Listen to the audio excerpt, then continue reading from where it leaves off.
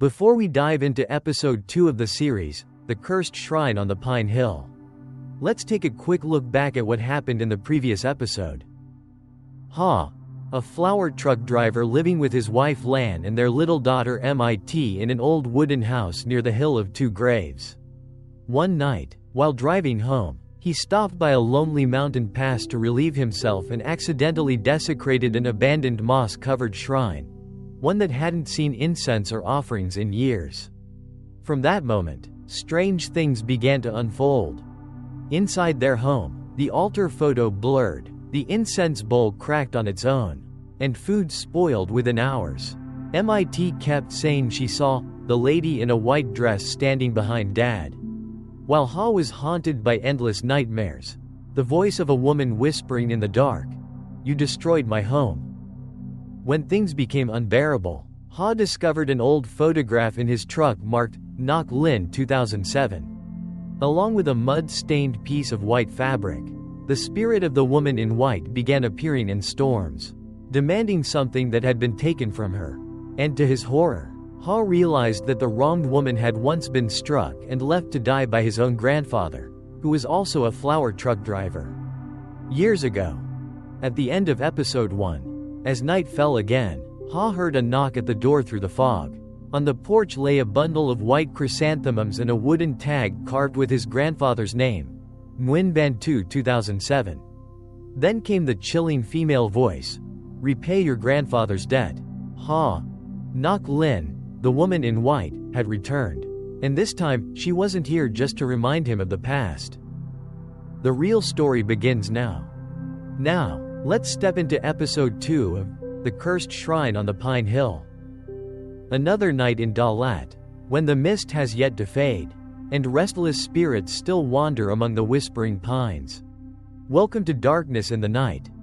Tonight, we continue the story, The Cursed Shrine on the Pine Hill, where the wind howls. Distant temple bells echo through the fog, and the weeping of the woman in white has yet to fade. The midnight rain in Dalat was heavy, each drop landing cold and sharp on the rusted tin roof of the old wooden house.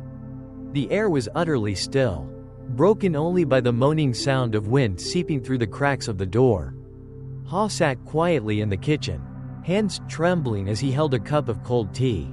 Outside the window, a flash of lightning illuminated the wooden tag on the table. The words, NGUYEN 2007, carved deep, the metal reflecting a chilling glint.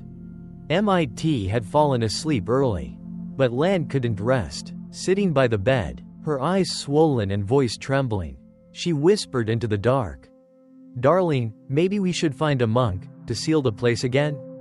I'm scared." Her hands clutched the blanket tightly.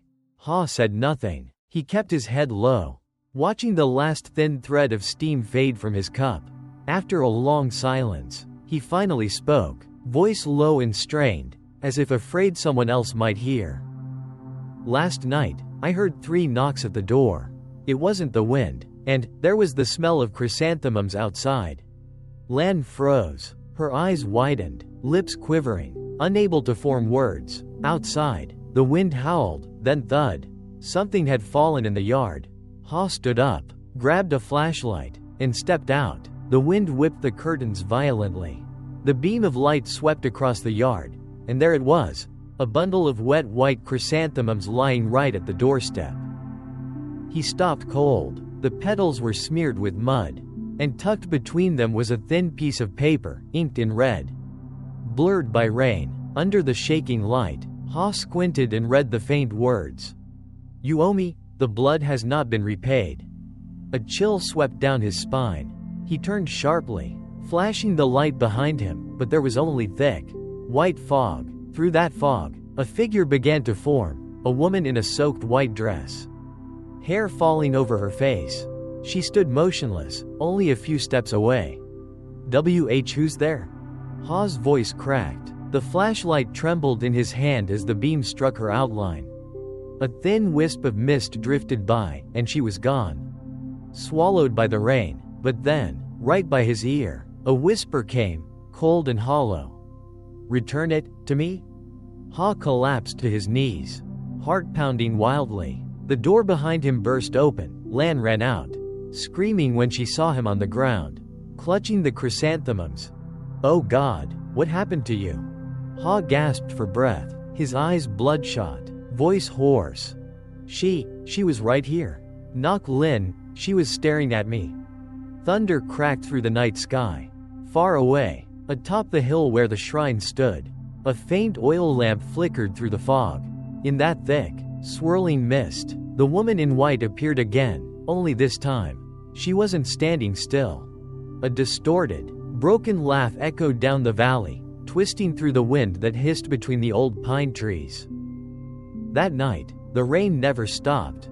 And by morning, people found wet footprints all over Ha's porch, leading straight toward the abandoned shrine.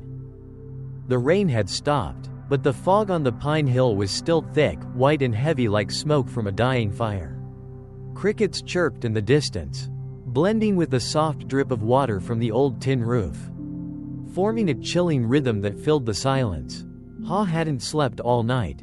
His eyes were hollow, his face pale and drawn. On the table, the bouquet of chrysanthemums from the night before had wilted, their petals clinging to the paper stained with red ink, like dried blood.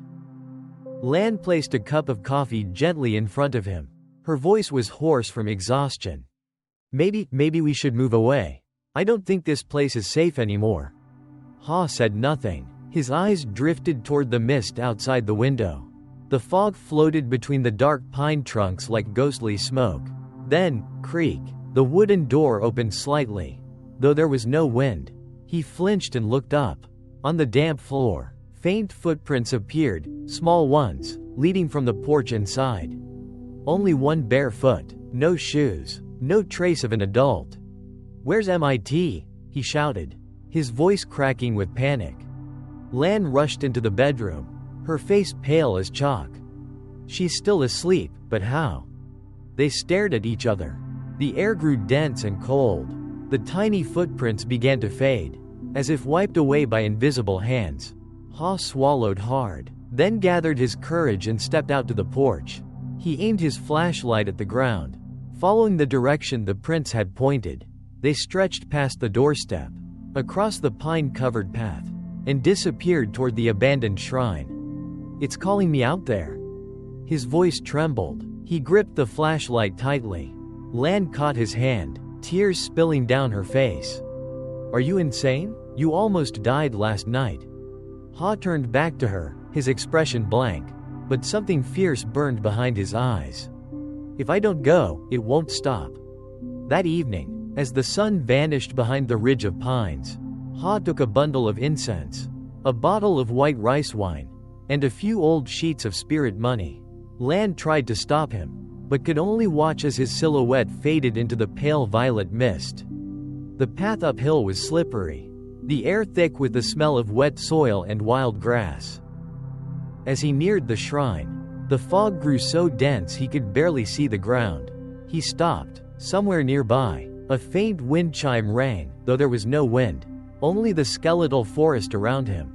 Ha knelt and whispered softly, placing the incense before the mossy altar.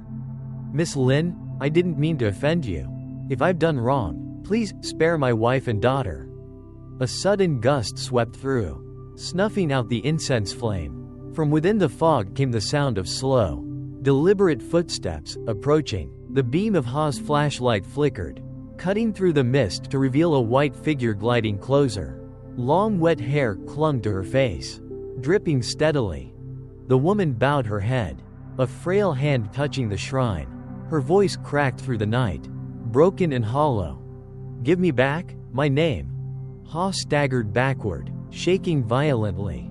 "Your name, it's Ngoc Lin, isn't it?" No answer, only the wind shrieking through the pines. Then, as Ha turned to flee, something icy gripped his wrist. He spun around, but no one was there. Only a white scarf, mud-stained, falling to the ground. Embroidered on it, two faded red letters, Ngoc Lin. Somewhere in the mist, a child's giggle echoed, soft at first, then fading into silence. That night, Ha never returned home. Lan stayed awake until dawn, holding her child and crying. And on the pine hill, The fog still drifted, while a faint light flickered inside the old shrine, as if someone had just lit incense once more. The next morning, the fog still blanketed the entire hill. No one had seen Ha return. Panicked, Lan ran to report it to the police. And a few neighbors, upon hearing the news, followed her up the hill to search. But the path leading to the shrine had been swallowed by mud. All that remained were tire tracks and scattered footprints that stopped right before the rotting wooden gate. A local officer shone his flashlight and muttered quietly. No body, just a white scarf and a half-burned bundle of incense. Lan covered her face and burst into tears, her sobs carried away by the cold morning wind. Then someone called out. They had found disturbed soil near the base of a pine tree beside the shrine. Everyone gathered around. Beneath the wet earth lay a faded stone marker, carved with the words, Ngoc Linh, born 1989, died 2007. No one spoke. The air grew heavy, the silence colder than the mist itself. Lan trembled as she knelt down before the stone, her voice quivering. Lin, please, forgive my husband. The moment she spoke, a strange wind swept through. The pine needles rustled like quiet weeping. Raindrops slid down the tree trunk, washing over the carved letters, and streaks of red spread like blood. Then, through the fog, a soft female voice whispered, I'm not ready to forgive. Everyone spun around, but there was no one there. The mist spiraled around the shrine, and the wind began to howl like a scream. Lan fainted, and the men had to carry her back down the hill. That night, in the wooden house, little Mit woke suddenly. She sat up on the bed, eyes wide open, staring toward the window. Outside, the fog glowed faintly, and from somewhere within it came a gentle voice. Like a lullaby. Sleep well, be a good girl. Mit. The child smiled softly and murmured, Yes, I'm good now, don't be sad. Miss Lin? Lan jolted awake, rushing to hold her daughter tightly. Her heart pounded as she looked out the window, nothing but the thick, white mist. Yet, on the glass pane, condensation had formed the outline of a hand, small and slender, with 5 distinct fingers. Lan shivered, clutching Mit close, tears soaking into her collar. Lin, if you need something, let me bear it. Just please, don't take my husband. The wind whispered once more, then fell silent. The house sank into an eerie, suffocating stillness. At dawn, when Lan opened the door, she froze. A figure sat quietly on the porch. It was Ha. His clothes were soaked with mud, his face pale as ash, his eyes hollow. Lan ran to him, crying with relief. My God, you're alive? Ha didn't answer. He slowly lifted his head. She forgave me, but it's not over. Lan stared at him, her voice trembling. What do you mean? Ha clenched his fists, his voice rasping. Someone else, from our bloodline, still owes her. A cold gust swept through, slamming the back door open. The framed photo of Ha's grandfather fell from the wall, the glass shattering on the floor. In the shards, Ha's pale reflection flickered, and behind him, faint but unmistakable, stood the woman in white, smiling silently. The wind over Dalat had changed, and the fog grew thick again, dense and heavy like a white curtain draped over the old wooden house. Ha sat motionless before the family altar, his hollow eyes fixed on the framed photograph of his grandfather that had just been restored. Lan quietly placed a cup of water beside the incense bowl, her trembling hands struggling against the sharp, acrid scent of burning incense that filled the air.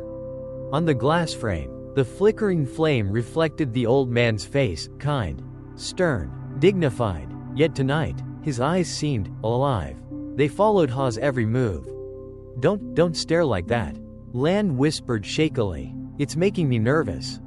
Ha didn't reply. His hand rested on the altar's edge, fingers brushing over strange new cracks in the wood. After a long pause, he spoke, his voice distant, hollow. Last night, I saw him standing at the foot of my bed. He didn't say a word, just pointed toward the shrine. Lan's face went pale. She clutched her shirt tightly. Oh God, Why didn't you tell Monk Tin? Ha shook his head slowly, eyes still locked on the photograph. It wasn't grandfather's spirit. I think she's using his face. She's trying to tell me something. Outside, the wind howled, rattling the old wooden door. A piece of spirit paper fluttered down from the altar, spinning slowly before landing face up on the floor. Written in bold red ink were two chilling words. Nguyen blood. Lan stepped back, trembling. What does that mean? Ha bent down to pick it up. His fingers were cold as ice. It means it's not over. Someone else, from our family, was part of what happened to her. From the bedroom came the sudden sound of a child crying.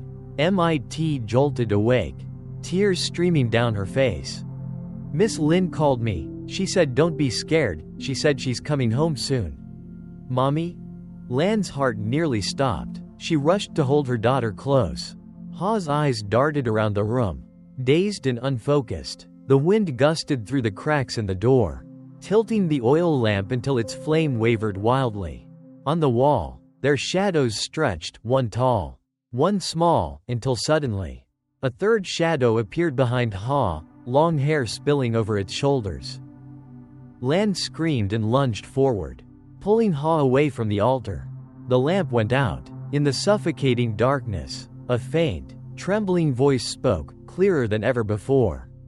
Give me my name, make it right.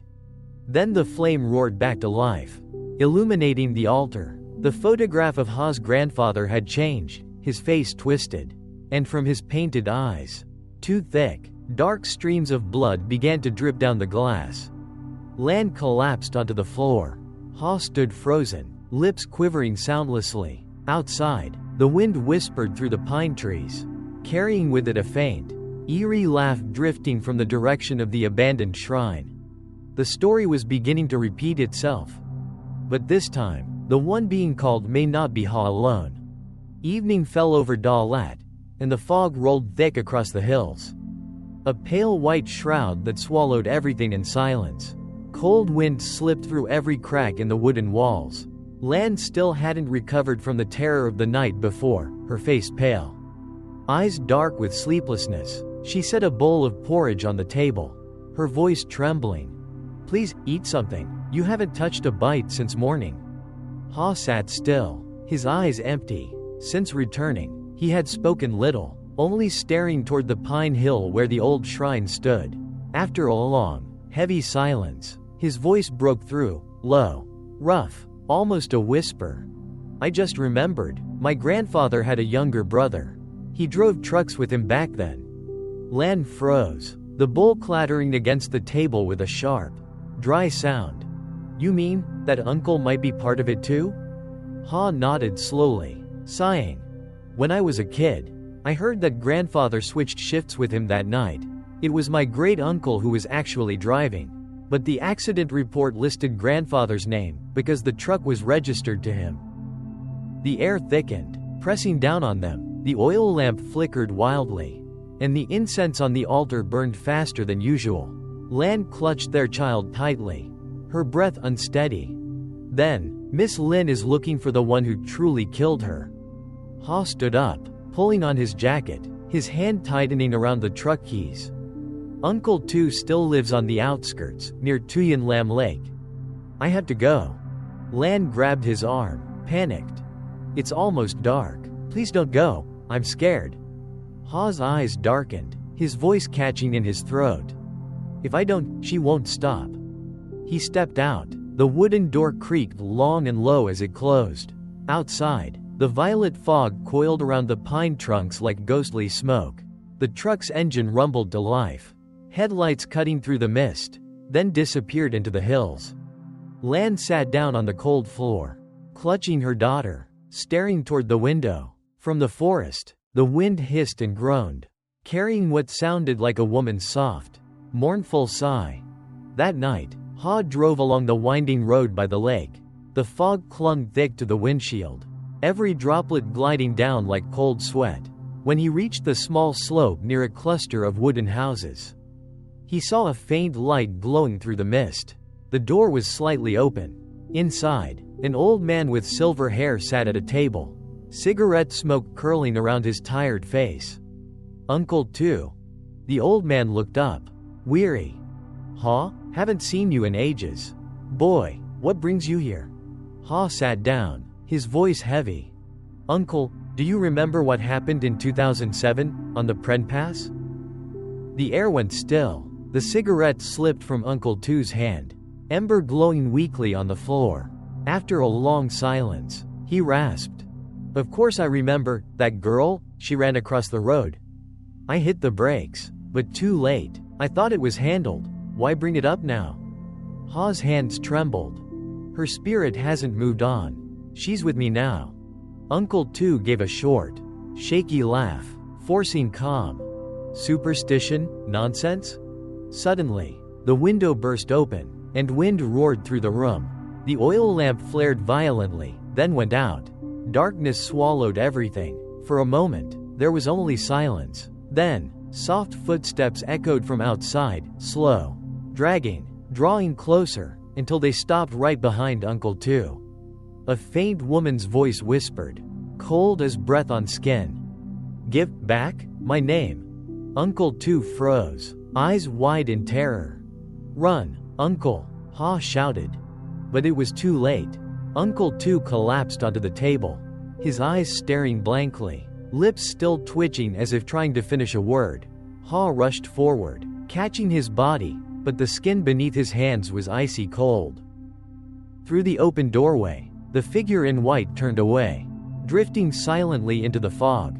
The air reeked of chrysanthemums, sweet and rotten all at once. Then, the extinguished lamp suddenly flared to life again. Its light fell on a single sheet of paper that hadn't been there before. Written in red, bleeding ink were the words. One has paid, one remains.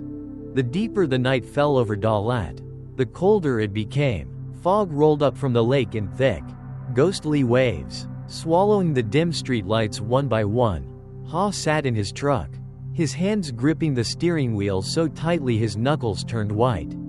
Behind him, Uncle Tu's wooden house was cloaked in darkness, the faint flicker of the oil lamp inside blinking through the cracks, like the dying eyes of a corpse. He glanced at the rearview mirror. The mist blurred everything, yet within that pale haze stood a figure, motionless in the middle of the road. A white owl dye drifted lightly in the wind, long black hair covering her face completely. Ha's breath caught in his throat. He turned the key, and the engine roared to life. Tires spun against the wet mud, headlights slicing through the fog, but the figure didn't move. She stood there, only a few meters away, perfectly still. Ha slammed his hands against the steering wheel, voice trembling. Please, please, let me go. I didn't kill you. The figure tilted her head slowly, as if listening. Then came a voice, icy, hollow, echoing as though from beneath the lake. Not you, but your blood is his. Ha screamed and stomped the gas pedal. The truck lurched forward, tearing through the mist. When he dared glance back, she was gone. Sweat drenched his back, heart pounding. He sped down the winding road, racing toward home. When he arrived, Lan and MIT were huddled together on the porch, eyes swollen from crying. Lan rushed toward him, wrapping her arms around him, sobbing. Where were you? I thought you'd never come back. Ha held her tight, his voice shaking. Uncle Tu, he's dead. Lan froze, her lips trembling soundlessly. Inside the house, the oil lamp flickered once, then went out completely. Darkness swallowed the room, leaving only a faint beam of moonlight slipping through the window. Then came a faint clatter, a sound from the altar. The photo of Ha's grandfather had fallen, glass shattering across the floor. Lan clutched MIT and backed away. Ha stepped forward and bent to pick it up. In the broken glass, his grandfather's face reflected, smiling. But the smile was wrong, twisted, cold. In the corner of the room, a thin veil of mist gathered and slowly formed into a shape, a woman in a white dress. Her long hair trailing down. Her voice was soft but heavy with sorrow and rage. He was not the last. Lan's voice cracked as she wept. Miss Lin, please, who else? Tell me who else, and I'll beg forgiveness for them. The spirit turned her head slightly, her unseen eyes fixed on Ha. The woman, who hid the truth. My blood, still stains her hands. As her final words faded, her form dissolved into smoke, leaving behind a sharp, metallic scent, the smell of rust and blood. The window burst open, and cold wind swept through the room. Ha collapsed into a chair. Gasping, Lan clung to her child, whispering, "The woman who hid the truth, who could she mean?" Ha lifted his head slowly, eyes wide, staring toward the altar. The framed photo of his mother trembled beside the incense bowl. Lightning flashed across the sky, lighting the room for a brief, blinding instant, revealing her gentle smile frozen in the picture, and a faint red smear at the corner of her lips. Like blood. The wind roared violently outside, carrying a distant voice that echoed through the valley. "When all debts are paid, I will go." The oil lamp flared to life again, flooding the room in trembling light. But on the floor, fresh footprints, small, delicate, wet, led from the altar all the way to the door. They pointed toward the slope that climbed to the abandoned shrine. After the full moon offering ceremony, everything seemed peaceful again. The fog still blanketed the pine hills of Dalat, but for the first time in many nights, Ha finally slept soundly. No more footsteps dragging across the porch. No more icy breath brushing the back of his neck. No more faint whisper calling his name through the wind. The next morning, Lan woke early to prepare breakfast. The rhythmic sound of chopping echoed softly through the old wooden kitchen. Ha sat on the porch, inhaling the faint scent of pine resin drifting through the cool air. Little Mit ran around, clutching her doll, her innocent laughter ringing through the crisp morning mist. "Daddy," she chirped, "the lady in white isn't angry anymore. She said she's going far away now." Her cheerful words made Ha smile, but his eyes dimmed slightly. He stroked her hair gently, gaze wandering toward the hills. Lan brought out a steaming bowl of rice, smiling faintly. "See, I told you. The ceremony worked. Her soul's at peace now. We should thank our ancestors for watching over us." Ha nodded slowly, saying nothing. His eyes lingered on the winding road leading up the hill, where he had built a new shrine just days before. The fresh wood still carried its scent, and a small stone marker stood beneath it, engraved with the words, Ngoc Lin 1989–2007. On the altar sat a bouquet of golden chrysanthemums, still fresh, untouched by the night dew. He stood silently for a long while, though his heart felt lighter. Something deep within still stirred, a faint unease, like unseen eyes watching from behind the pale curtain of mist. That night, Ha drove his first delivery route since the ceremony. The mountain roads of Dalat were slick with fog, his headlights barely reaching 10 meters ahead. The dark pines on both sides leaned in as if listening. The steady hum of the engine filled the air, but the wind howled through the cracks in the door, making strange, almost human sounds. He switched on the radio. The announcer's calm voice drifted through the static. "Tonight in Dalat, heavy fog is covering the high passes. Drivers are advised to take caution, especially near the Hill of Two Graves." Ha smirked faintly and turned it off. He wasn't afraid anymore. He believed it was all over, that he had paid his grandfather's debt, that the woman's spirit had finally left. But then, through the thick fog ahead, the headlights caught something pale, a faint, white blur. Ha slammed the brakes, tires screeching against the wet road. Cold air whipped through the open window. He squinted. It was just a patch of thicker fog, slowly dispersing. He exhaled, chuckling under his breath. "Guess I'm still jumpy." He pressed the pedal again. Behind him, in the rearview mirror, the mist rippled, as if someone had just stepped onto the road. It was almost midnight when Ha returned home. Lan and Mit were asleep. He quietly washed his face. The well water was icy cold. When he looked up, the dim yellow light reflected his face in the mirror, but there was something else. A faint, white figure standing just behind him. He spun around. Nothing, only the curtain swaying gently in the breeze. Ha muttered, "Just tired, that's all." He stepped outside and lit a cigarette. The moon hung high, the fog thick once more. Far away, the small shrine on the hill shimmered faintly in the darkness. There, someone stood in front of it. A slender figure, wearing a long white dress, her hair draping over her chest. She faced away from him. Ha blinked hard. When he opened his eyes again, there was only mist. Somewhere in the forest, a dog howled, long and mournful, echoing through the valley like a cry for the dead. Ha tightened his grip on the cigarette, whispering to himself, "It's over, right?" But then, carried by the wind, came a faint, trembling sigh, the voice of a woman. Not yet. A cold gust swept across the porch, snuffing out the light above the door. Inside the house, Mitt's little doll rolled off the bed, stopping perfectly at the threshold. Its glass eyes glimmered faintly, a dim red flash, before fading into darkness. And the pine hill was once again swallowed by the whispering wind. As though someone, somewhere in the fog, was still calling Ha's name. The next night, Ha woke suddenly. Outside, the wind howled through the old roof in long, mournful waves. The clock read 3 a.m. From the kitchen came a faint clinking sound, metal against porcelain. Like a spoon tapping a bowl. He sat up straight, heart pounding, and fumbled for his phone's flashlight.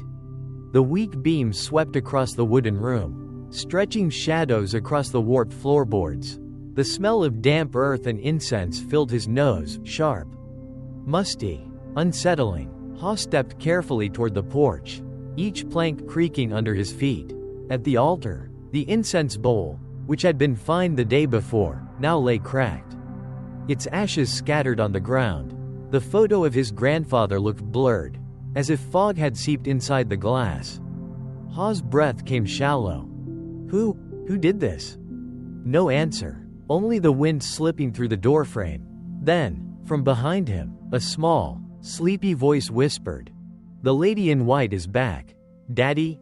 Ha spun around. Mitt stood there, eyes closed, hair falling messily over her face, clutching her doll. "Mitt, what did you just say?" His voice trembled.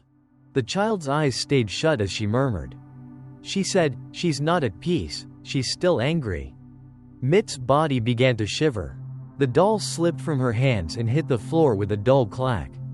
Its glass eyes flickered once with a faint light, then went dark. Ha scooped her up and rushed to the bedroom. Lan jolted awake, her face pale. "What's happening?" she gasped. She was talking nonsense. Ha stammered. Lan grabbed his arm, her voice breaking. "Let's leave this place. Ha, please, I can't take this anymore." He said nothing. The house, this small, creaking home, was everything they owned. Leaving meant abandoning it all.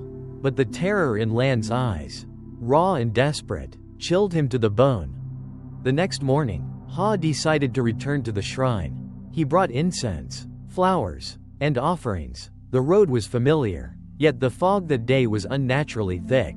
The higher he climbed, the colder it grew. The air smelled of pine resin and wet soil, heavy, suffocating.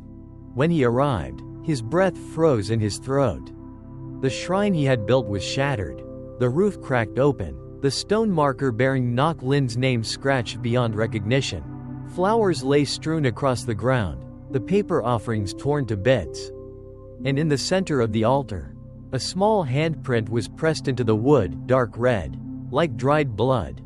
Ha stood still, trembling. He lit fresh incense with shaking hands. The flame flickered wildly, smoke swirling into the mist. "I'm sorry," he whispered hoarsely. "If I haven't done enough, I'll rebuild it again. Please, don't hurt my child." A sudden gust of wind rose, spinning the smoke violently around him. Then, faint and hollow, came a voice in the air. "It wasn't only your fault." Ha froze. "Who's there?" he called out. From behind an old pine tree, a woman's figure emerged, soaked, her long white dress clinging to her body. Water dripped steadily from her hair onto the earth. She stood only a few steps away, her face half hidden by a curtain of black hair. Each droplet that hit the ground echoed softly, "TCH, TCH, MITCH. Like the sound of blood on stone. I rebuilt your shrine, Ha shouted, backing away, his breath quick and ragged. Why are you still following me? Her voice was thin, whispery, slicing through the mist. You built it, but the guilty never paid. My grandfather's dead, Ha screamed, panic twisting his voice. Dead, but not done. The voice multiplied, echoing through the hills, hundreds of whispers weaving through the pines. The forest seemed to breathe, the trees trembled. Dry leaves poured down like rain. Ha dropped to his knees, clutching his head, begging incoherently. When he finally dared to look up, she was gone. Only the smell of damp soil and iron lingered. And there, leading down the slope, was a long wet trail, heading toward his house. By dusk, the fog had thickened again. Lan stood on the porch, calling for Ha, but he didn't return. The wind roared through the trees. Inside, MIT sat on the floor, softly humming a tune, one Lan had never heard before. The wind brings her home, through the lonesome pine hill. Don't forget, the blood on the old road still. Lan's heart froze. MIT, what are you singing? The little girl looked up, smiling faintly, but her eyes were empty, dark, endless. Outside, along the misty path, a figure slowly appeared, walking toward the house. Clothes drenched in mud, in his hand, a bundle of fresh chrysanthemums, still dripping with water. The wind screamed through the pine trees, cold as a curse. Everything seemed to be nearing its end. But from the shadows, unseen eyes watched each of Ha's steps, milky white, pupil-less, reflecting the faint glimmer of the dying porch light. Like two candles, flickering in the wind. Ha returned home long after dark. His clothes were soaked, streaked with mud. Lan gasped and rushed toward him. What happened to you? She cried. Ha said nothing. He set the bouquet of chrysanthemums on the table. The flowers were wet, giving off a faint metallic scent. He sat down heavily, his eyes fixed on the wall where the family altar stood, its incense bowl freshly cleaned that morning. She said, my grandfather hasn't paid for what he did. Ha whispered hoarsely, voice trembling. Lan stepped back, her face pale. Please, don't say things like that anymore. She pleaded, I can't take it. Ha, I'm terrified. Ha clenched his fists, veins rising along his neck. This isn't superstition anymore, she's really here. The house fell silent. The ticking of the wall clock echoed in the stillness. Then suddenly, the incense bowl on the altar tilted, scattering ashes into the air. Lan screamed, clutching MIT. All three froze as the drifting smoke began to swirl, forming the faint outline of a woman beneath the dim light. A soft voice spoke, fragile, distant. The blood has not been cleansed. Lan collapsed to the floor, sobbing. Ha stammered. What do you want from me? I already asked for forgiveness.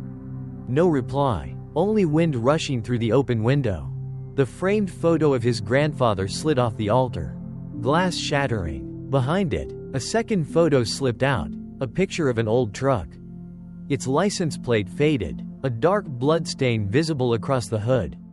On the back, in smudged writing, July 7, 2007, Pren Pass. Ha's mind reeled. He remembered his father once saying the truck had been sold after the accident, and that just last year. Ha had unknowingly bought it back when he started hauling flowers. Cold sweat soaked his shirt. Oh my God, it's the same truck. Lan stared at him, her voice barely a whisper.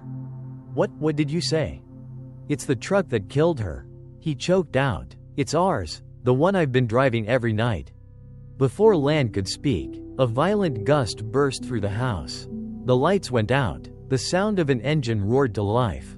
Echoing inside the walls, tires screeching, metal grinding. The smell of gasoline and burnt oil filled the air. Lan screamed, clutching their daughter. Ha dropped to his knees, covering his ears. Through the chaos came the blaring sound of a horn, long, sharp, piercing, followed by a voice, cold and broken, rising from the floorboards. You carry my debt? Ha bolted to his feet, running outside into the fog. But there was nothing, only wind sweeping through the pines and a dim moon swallowed by clouds. He fell to the ground, pounding his fists into the dirt. "If you want my life, take it, just spare my wife and child." Behind him, a white figure appeared, silent, still. A frail hand touched his shoulder. The wind stopped, the forest hushed. Ha turned, but there was no one there. Only the petals of chrysanthemums fluttering down, staining the mist like drops of thin blood. At dawn, the villagers found Ha's house wide open, chairs overturned, ash scattered across the floor. Lan and little Mit sat huddled in a corner, staring blankly into space. They said Ha had taken the truck in the middle of the night and never came back. Police later found the vehicle parked on the slope of the pass. The engine was still warm. The headlights were on, but the driver's seat was empty. On the windshield, a small handprint, red and muddy, was clearly visible. Some said that night, a traveler passing the mountain road saw the truck's headlights glowing faintly through the fog, and a woman in white standing before it, tilting her head as if staring down at something unseen. But when they approached, there was nothing. That evening, Lan sat inside the darkened house, holding her daughter close. The wind moaned through the broken window, and faintly, she heard a laugh, Ha's laugh. She looked up, trembling. On the floor lay Mit's doll, its glass eyes glowing red for just an instant. "Daddy's home," Mit murmured sleepily.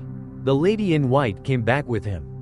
Lan broke down, sobbing. Outside the window, through the mist, two shapes stood motionless on the hill. A man in mud-stained clothes holding a bouquet of golden chrysanthemums. And beside him, a woman in a white dress, her hand clasped in his.